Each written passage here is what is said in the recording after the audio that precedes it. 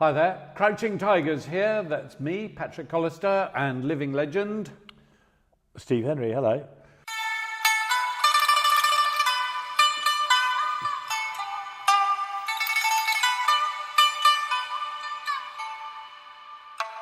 And we've had our first request, so thank you very much, AO.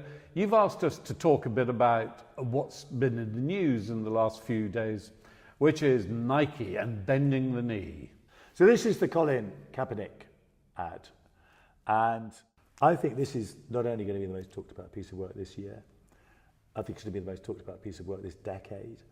Probably one of the great pieces of marketing of all time. Unbelievable. I think it's so good. I think it's so powerful and so brave. There have been lots of arguments against it, so I think it's it's stirring stuff up. It's lots of people are saying lots of things against it on YouTube and Twitter. There was someone on Twitter saying, "Oh, well done, Nike. You've alienated 50% of your audience," and I think that's what makes it very contemporary marketing, which is that Nike have gone, this is going to offend some people, and you know what? That's okay. Because the people who get it, the people who are behind us on this, will be more behind the brand because we've dared to do this than if we tried to please everybody. For me, this is the most overtly political ad I've seen for a very long time. So you're saying that, yes, brands can get involved in politics. Not only that, they should get involved in politics, am I right? Tiffany & Co came out in favour of the Paris climate proposal. Starbucks said they would employ refugees. You had Apple and Facebook both saying they were anti the immigration ban. Now, all three of those are really about, and the Kaepernick is as well, is anti-Trump. And they're saying we don't believe in what Trump is doing to this country. And I think that is beautiful. And I think it's kind of, they will be on the right side of history. Trump's presidency will go down in history as not just one of the worst American presidencies, but one of the worst rulers of all time, I think. And believe in something, even if it means sacrificing everything. When they talk about the greatest team in the history of the sport, make sure it's your team. If you have only one hand, don't just watch football, play it at the highest level. And if you're a girl from Compton, don't just become a tennis player. Become the greatest athlete ever. Yeah, that's more like it. So don't ask if your dreams are crazy. Ask if they're crazy enough.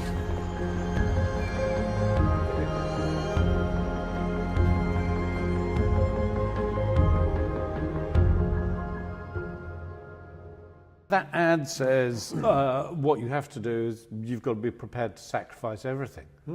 Yeah, but he hasn't. He's on contract to Nike. He's actually earning quite a lot of money from this. He's sacrificed at least 2 years, probably the rest of his footballing career. He may never play professional football again, right? Because of this. That's a massive sacrifice for a sportsman. And those words, which are great, are also, I believe, about Nike. So when Nike put the ad out there, the stock price went down. They had, you have no idea. When that starts happening, you don't know how deep it's going to go. The stock price is now back up higher than it's ever been before, right? So their bet paid off. But it was a bet. It was a gamble. They did not know.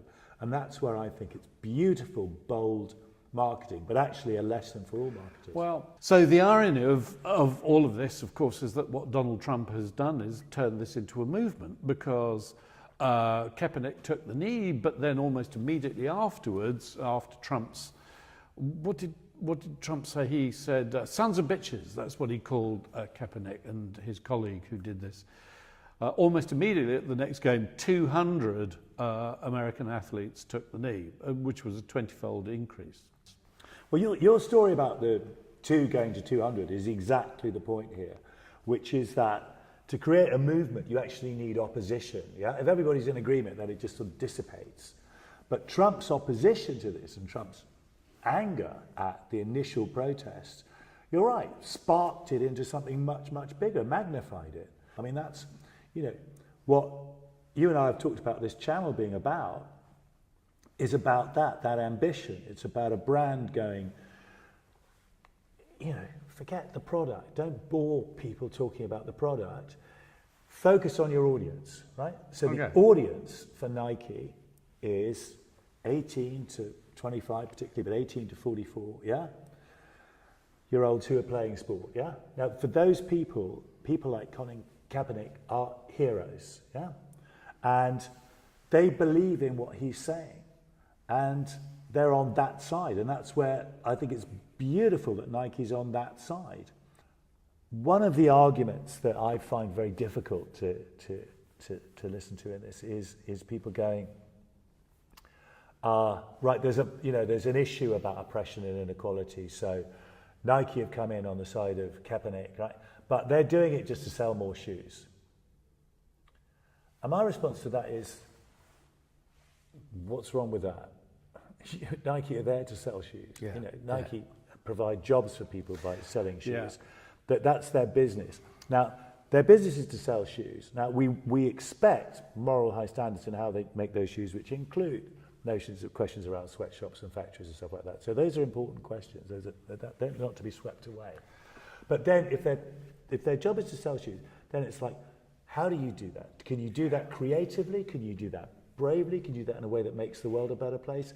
Tick, tick, tick. That's what Nike does, generally. Well, certainly in this case, in this phase of Nike marketing, which I think is stupendous, I think it really is.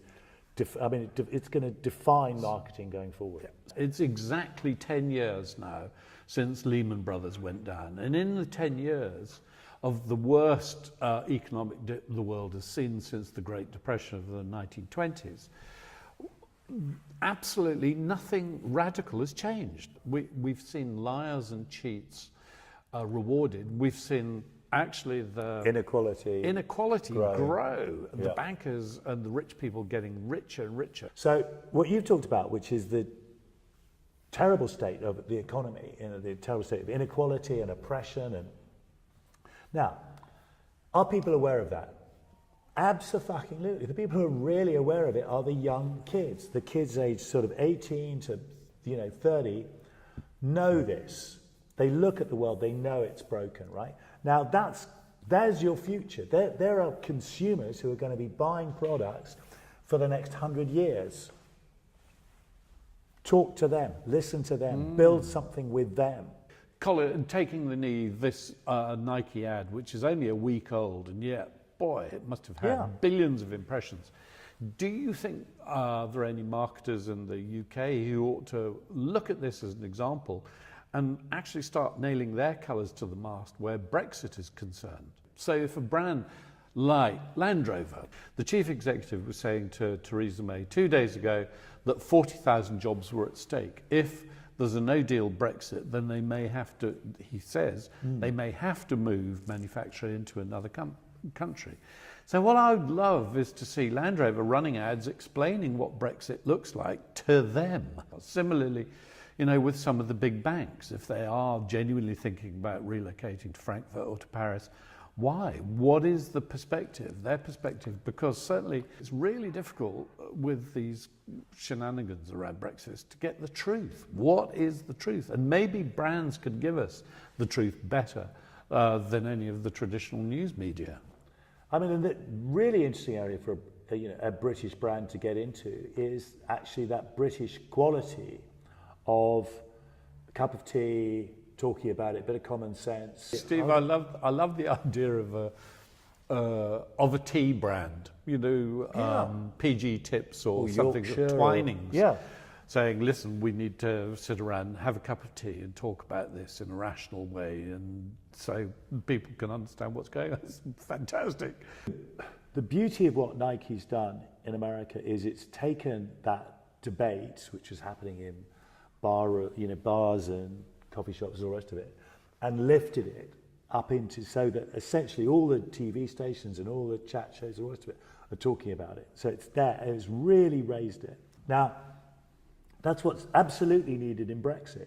I think this is a really good place to wrap up the conversation, because what you're saying is that Nike have made a statement not just about racism, but actually it's about the future. What kind of life do you young people want? What kind of world do you want? And they want a fairer world. They want a more equitable world. And actually, that's what this ad is all about. Totally. So there we have it. Those are our thoughts on the latest offering from Nike. What do you think? Leave your comments, get in touch with us.